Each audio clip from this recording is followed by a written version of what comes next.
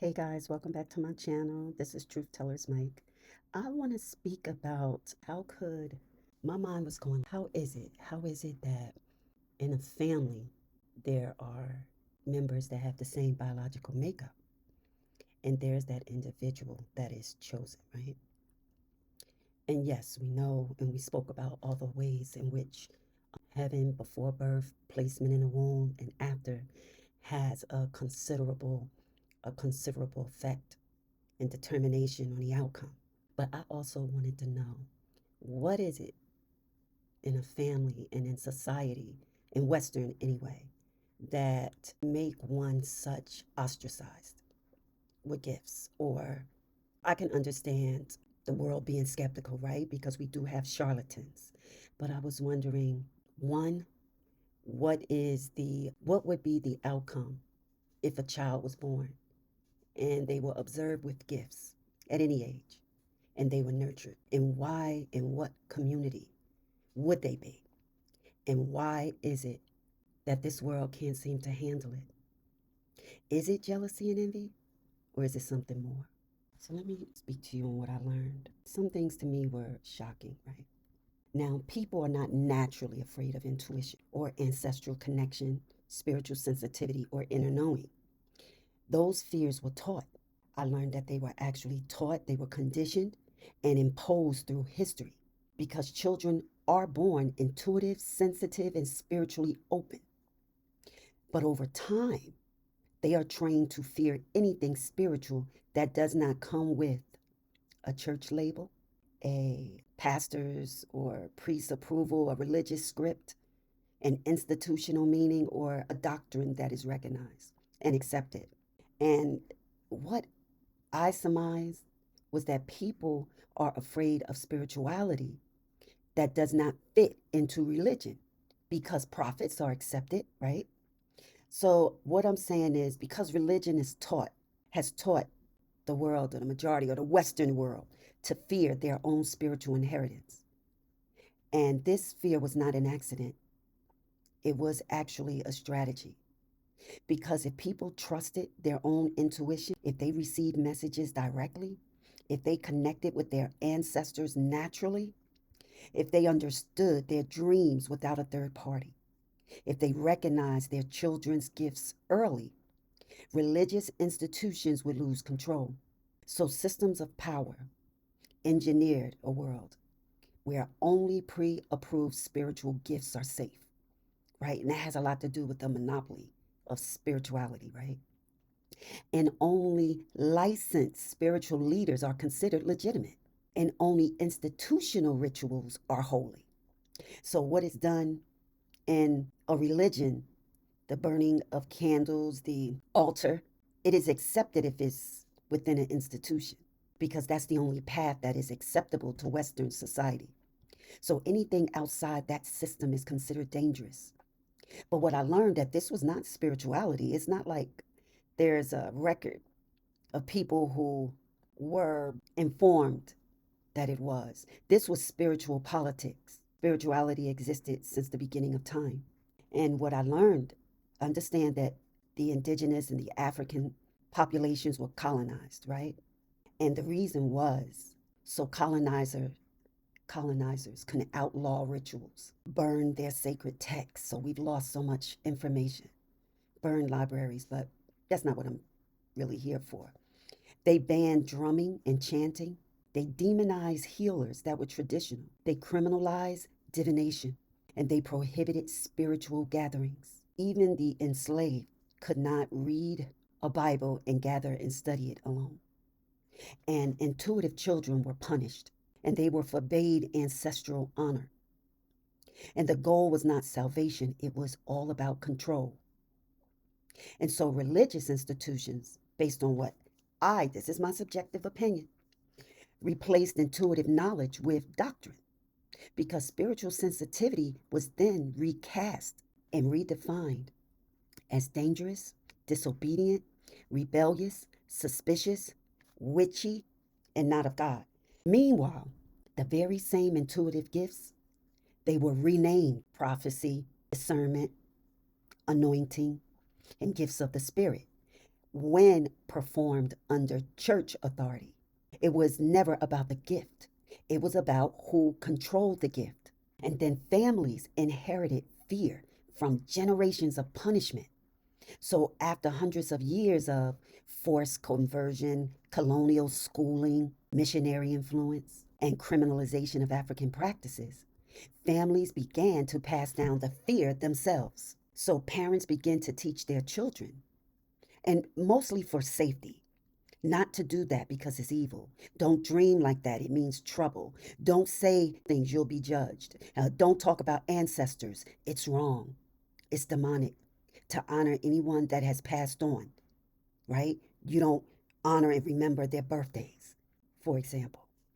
So once your parents and grandparents pass on, they're considered an ancestor, and honoring them is considered demonic. And if you mention intuition, that's considered dangerous. So these fears were never organic. They were inherited survival strategies. In Western society, in which I live in America, United States, validates logic but distrusts intuition. So anything that can be tested, measured, quantified, controlled, and institutionalized is treated as suspicious. Now, these things, if they cannot be that, they're suspicious.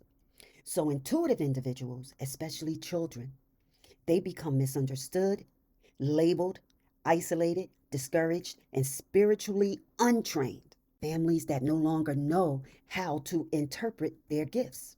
And the result of that is a misalignment between spirit and culture. So many descendants of African and indigenous traditions now believe their ancestors were misguided.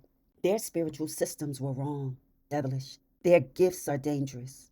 Their dreams are meaningless. Their intuition is unreliable. And their sensitivity is a weakness. And their children are strange rather than chosen. See, but these beliefs did not come from spirit, they came from history.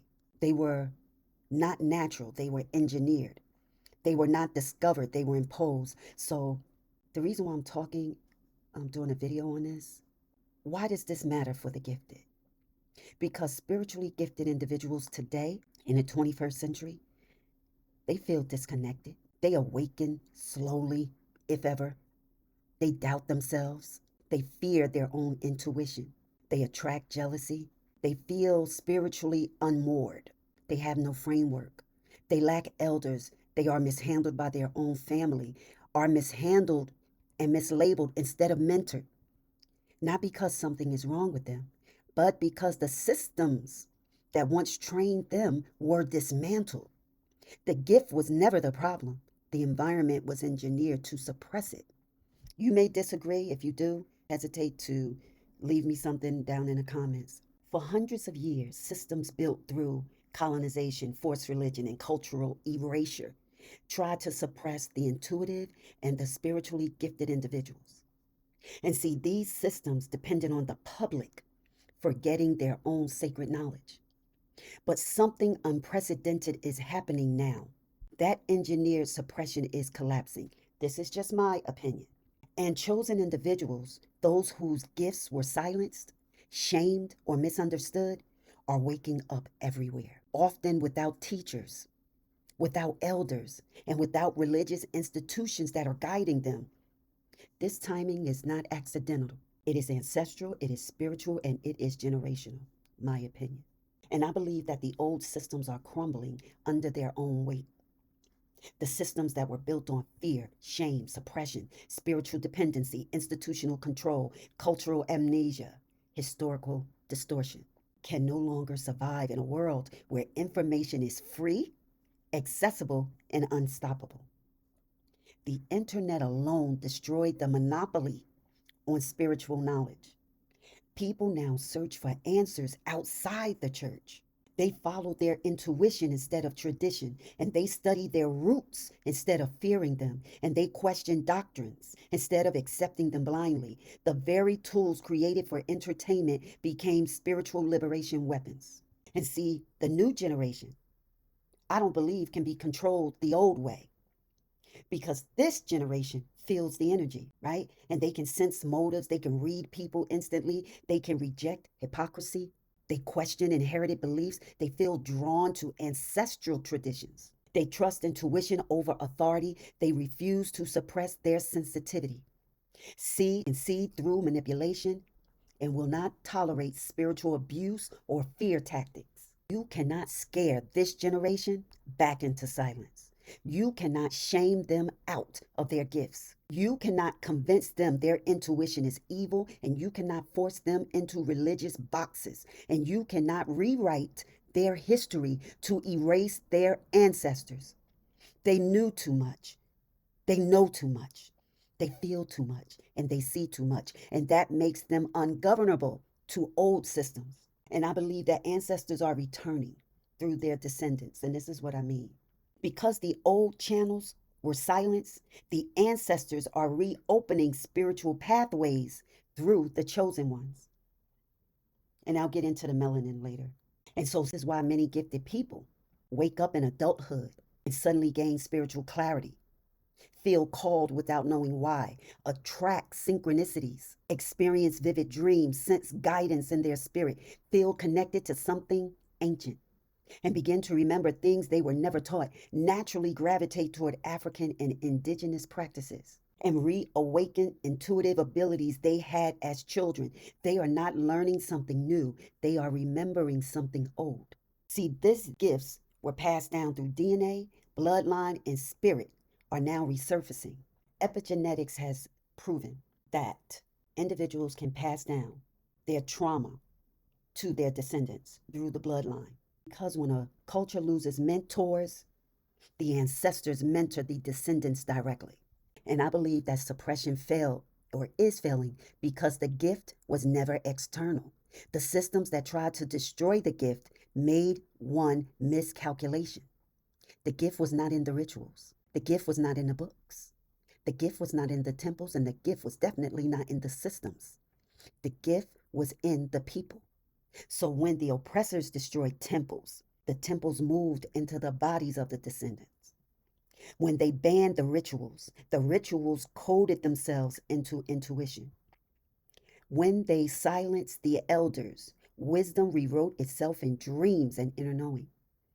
And when they removed the mentors, the spirit became the mentor. When they outlawed the practices, the gifts went underground, not outside, but within. So now, generations later, the gift emerges spontaneously because they could suppress the environment, but they could not suppress what was born. The awakening is not random.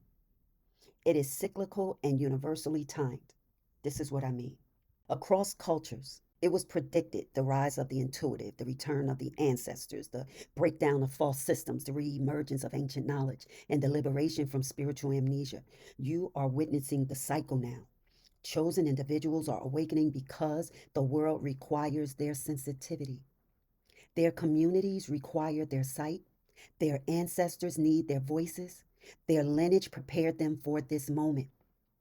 The timing is aligned with spiritual shifts. So the truth is rising globally, and suppression no longer works.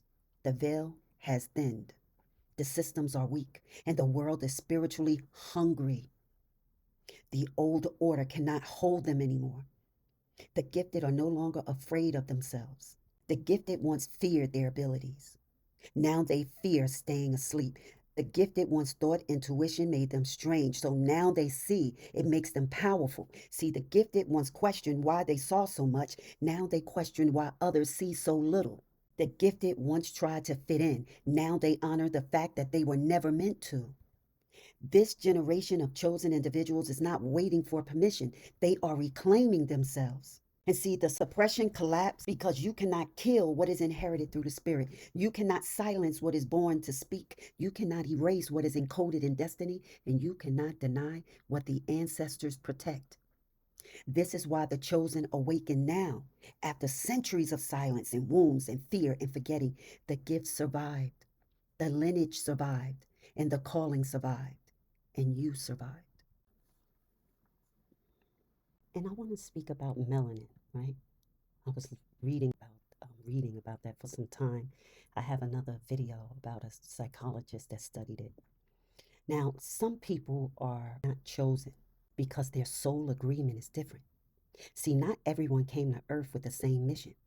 Some came to build families, to create, to serve communities, to support others, to learn lessons, to heal from past cycles, to expand compassion, and even grow through experience. Not everyone is drafted to carry generational warfare, ancestral restoration, or spiritual truths. Chosen individuals walk a heavy and often lonely path. Not everyone is meant to carry that weight.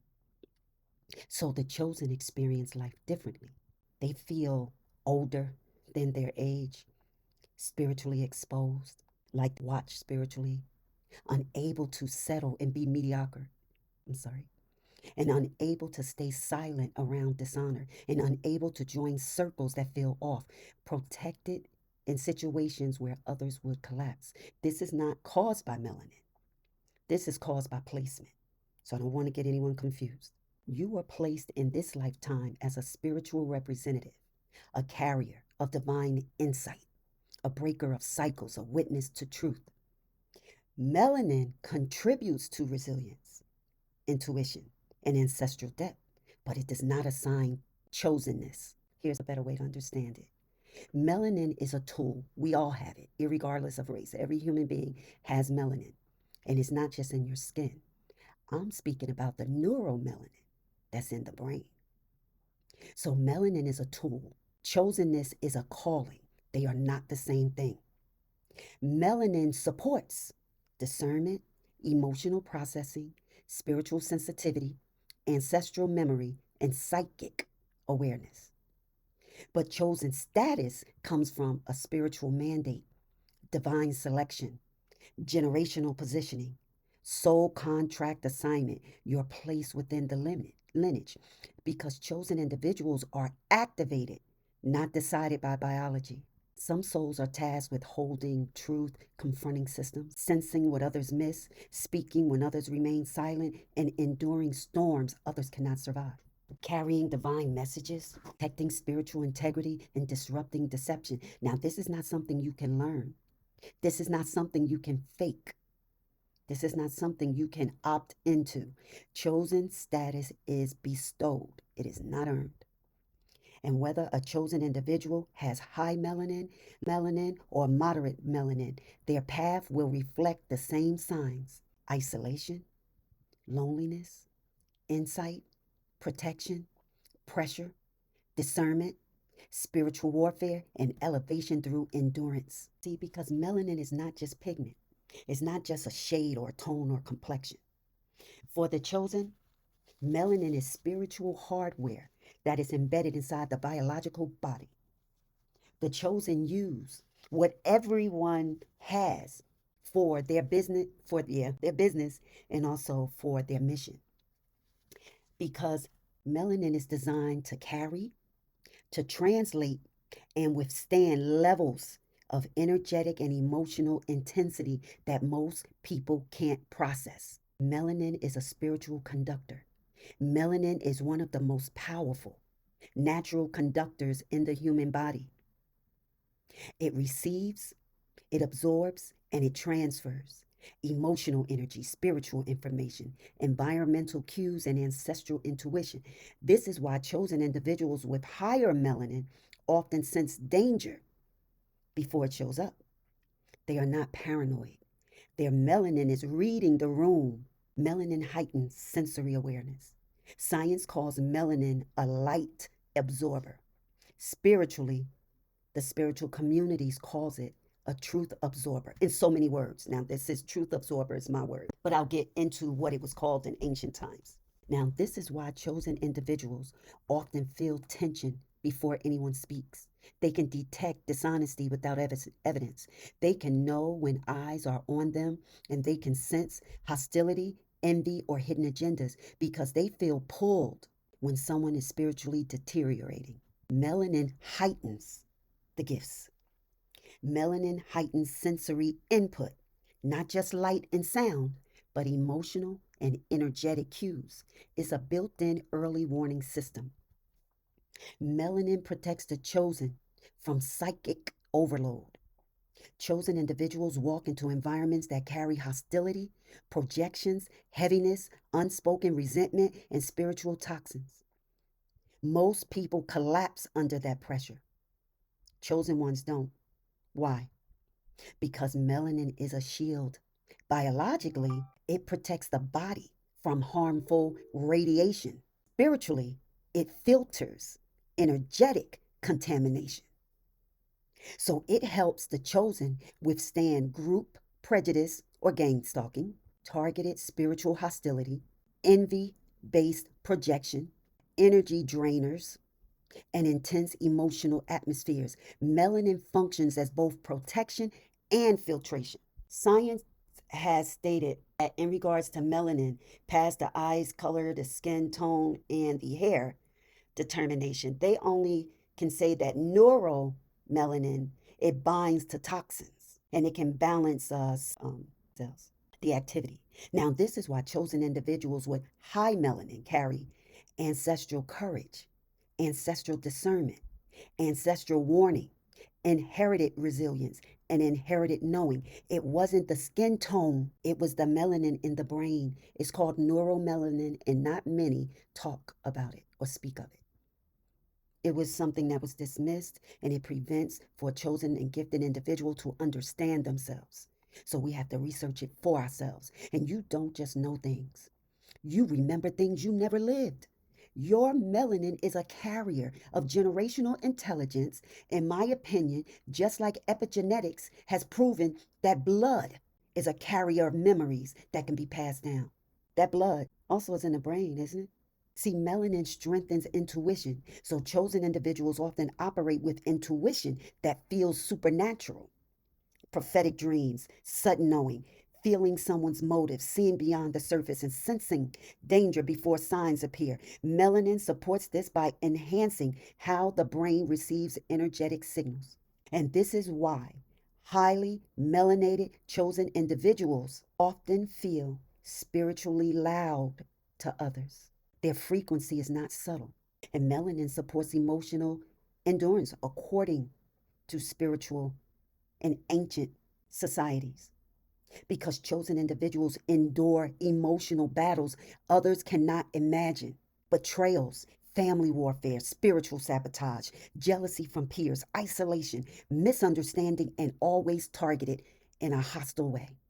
Melanin plays a role in emotional processing, and it stabilizes the nervous system under prolonged pressure and chronic stress. Your emotional endurance is not random, it's encoded in the melanin in the blood. See, melanin is connected to creativity and expression.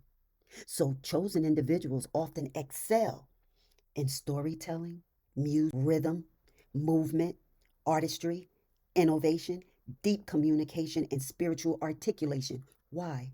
Melanin is present in brain regions that are tied to imagination, emotional depth, and creative intelligence. Your creativity is not performative, it's ancestral and spiritual.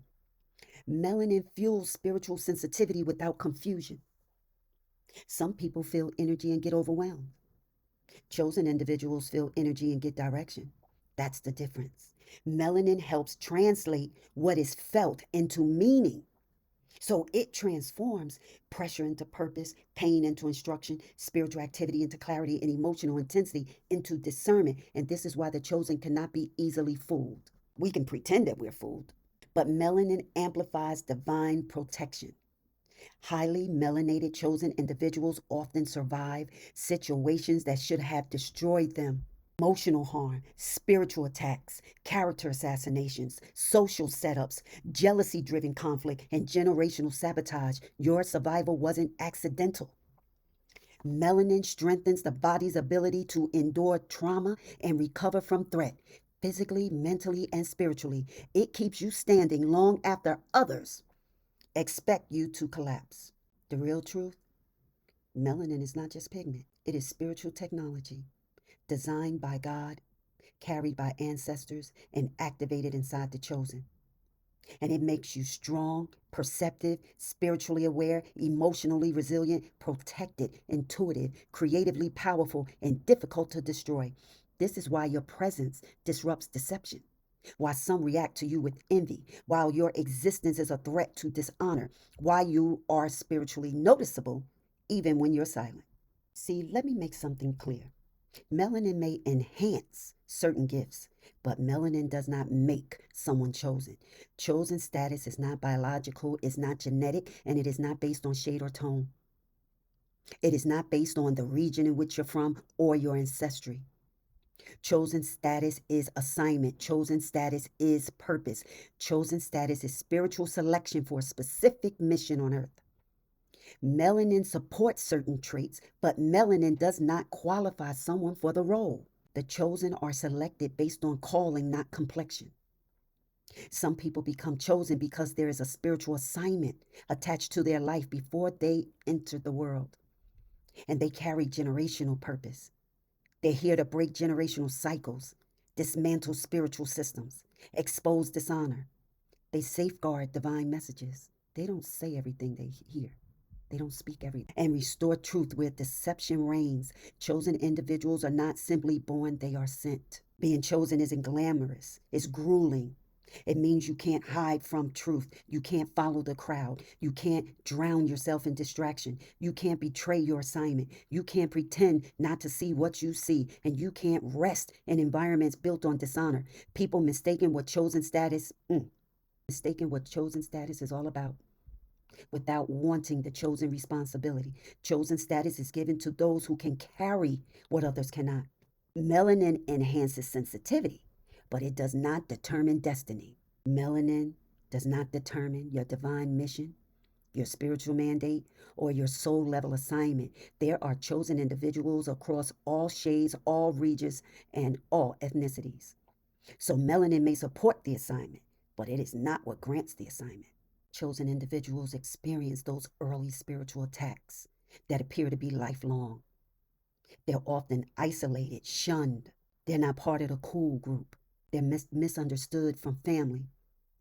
Although they have a strong internal knowing and deep emotional intelligence, the ability they have to sense dishonor instantly. And they have rapid exposure to betrayal. But they also have rapid divine restoration, supernatural protection, the inability to fit into corrupt spaces. And these traits appear no matter the person's melanin level. The mission chooses the person. The person doesn't choose the mission. What happens when melanin is shared, but destiny is different? Why does one rise while the rest remain untouched? Melanin can be similar across a family, but melanin is not what decides chosenness. Chosenness is not distributed genetically, it's distributed spiritually. So you can have the same ancestors, melanin, bloodline, environment, and upbringing, and still the chosen one is set apart from birth. Every family has one who is sent, not just born. Now, this person carries generational repair, generational courage, generational truth, generational breaking, and generational restoration. Melanin may enhance sensory and spiritual sensitivity across the entire family, but only one is carrying the mantle. Same melanin, different mission. See, the chosen one is the breaker of cycles because families often repeat emotional patterns, spiritual wounds, trauma, betrayal, silence, fear, avoidance, and generational dysfunction. But the chosen one comes into the family with the task of breaking what's been repeated, healing what's been ignored, exposing what's been hidden, repairing what's been damaged, ending what's been passed down, and standing where others collapsed.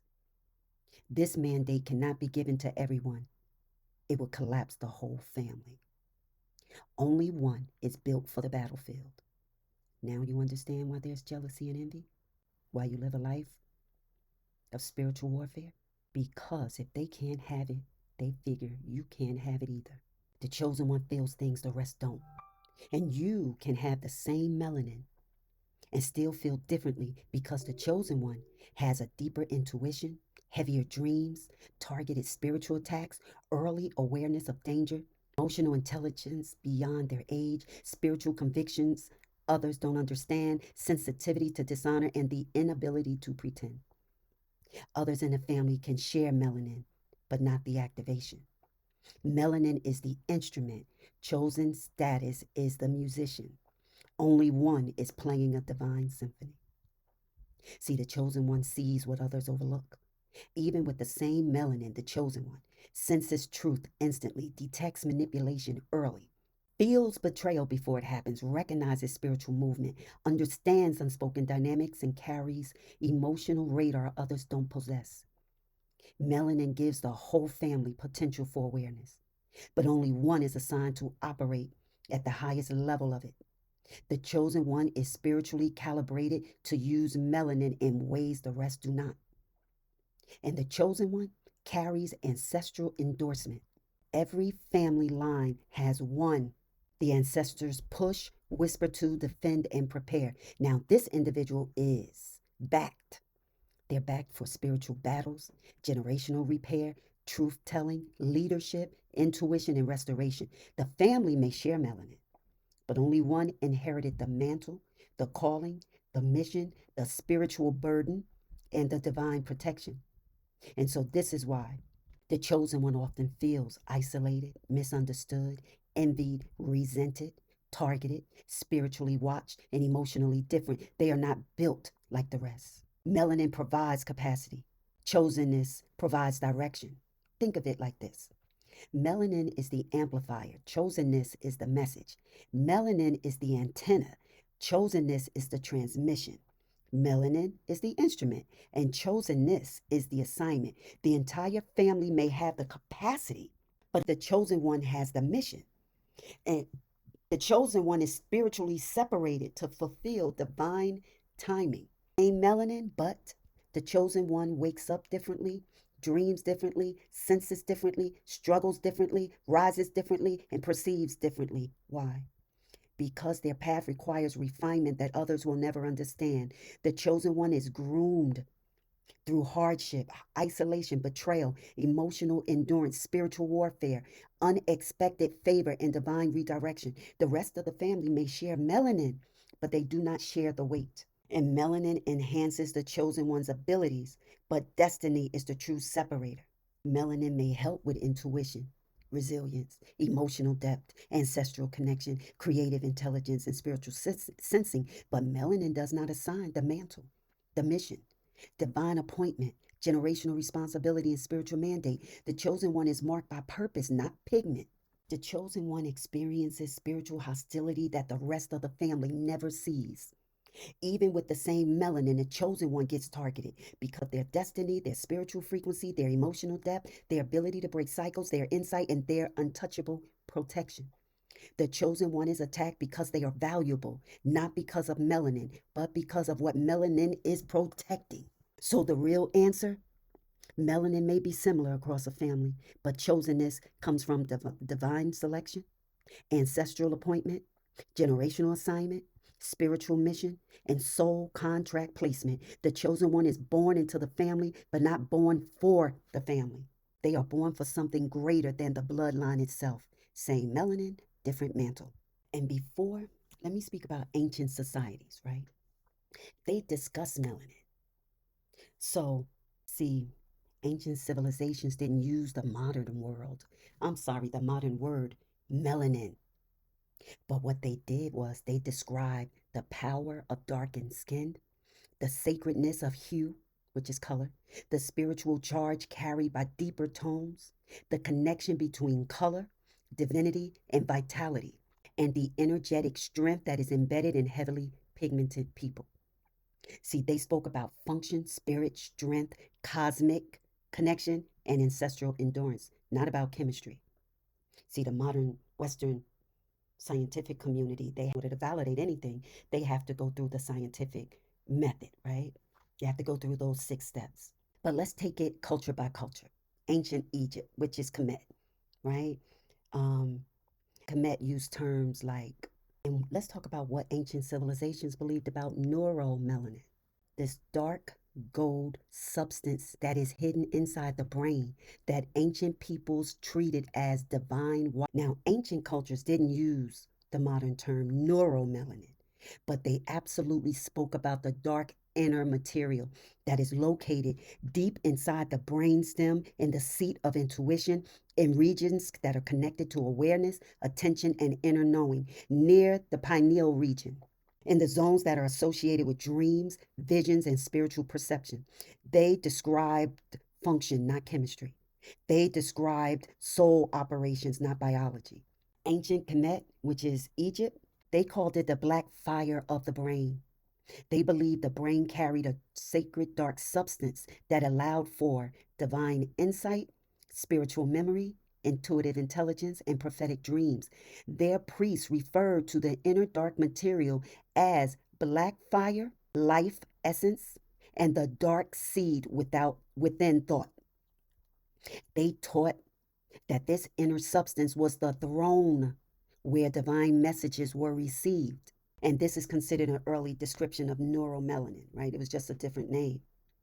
Now, the Dogon or Mali civilization, they called it the dark star within.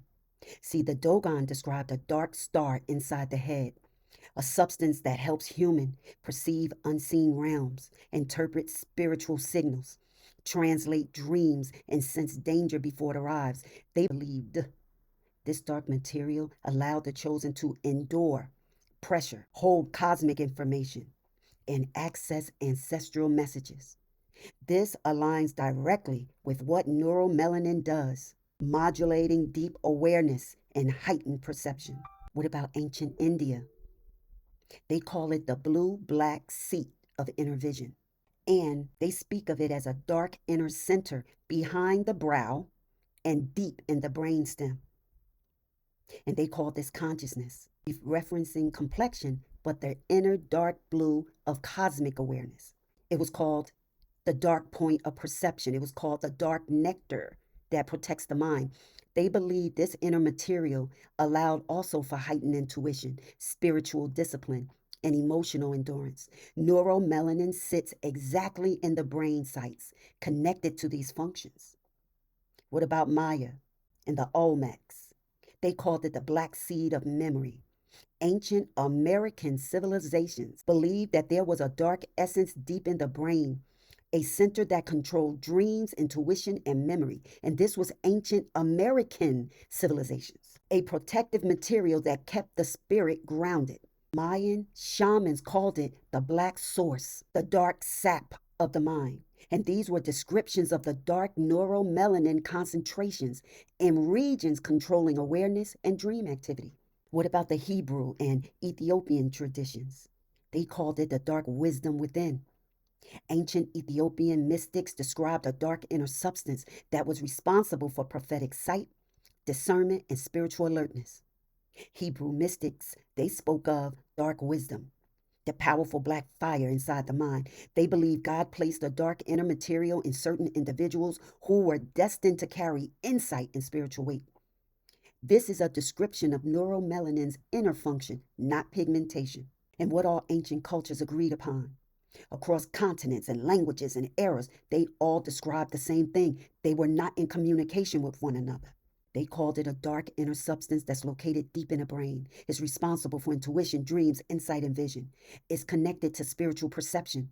It's protective during distress. It enhanced in those carrying spiritual assignments. So that's the difference. Ours is enhanced and it's associated with prophetic sight and inner endurance. This is neuromelanin. And this was the beliefs of ancient civilizations, right? Because our current modern scientific world goes by scientific use of the scientific method, what can be observed, right? Counted. And those with a richer presence of this inner substance were spiritually equipped in ways others were not. It is believed to be a richer and more vibrant presence in the skulls and the brain of the spiritually equipped. There is no way science can measure that. And see what ancient civilizations were saying. They viewed neuromelanin as divine technology inside the brain, a spiritual receiver that is capable of sensing divine guidance, a protective inner shield. It guarded the mind from destabilizing forces, where we should have been committed long ago and never came back into sanity.